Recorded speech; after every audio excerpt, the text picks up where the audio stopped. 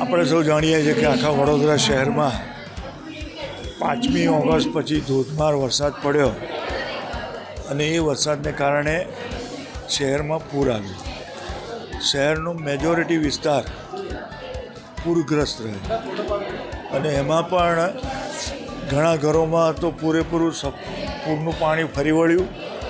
ઘરો સાફ થઈ ગયા, કોઈના બેડ સુધી પાણી, પથારી સુધી પાણી આવી ગયા, અનાજ સાફ થઈ ગયું, કપડાં ધોવાઈ ગયા, ફ્રીજ હશે તો ફ્રીજ બી ધોવાઈ ગયા.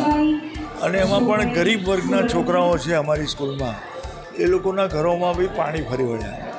કમર સુધી પાણી હોય એટલે આપણે સમજી શકીએ છીએ કે ઘરનું બધું રાચ રચેલું બી ધોવાઈ ગયું.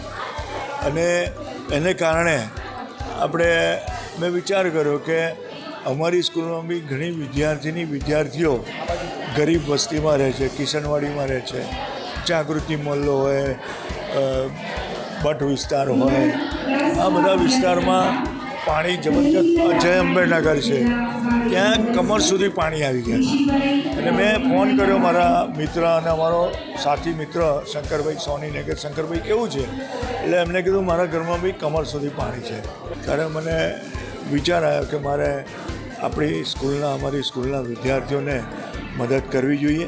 અને એને ધ્યાનમાં રાખીને મેં વિચાર્યું કે એક કીટ આપીએ, ફૂલ નહીં તો ફૂલની પાંખડી. આપણે કહીએ છીએ ને કે કિસી કા દર્દ મિલ શકે તો લે ખા, જીના એસી કા નામ. તો આ દર્દ ઉઠાવી લીધું છે. એમને જે કંઈ પણ મદદ હશે સ્કૂલ તરફથી અમે કરવાની હમણાં ખાતરી આપી છે.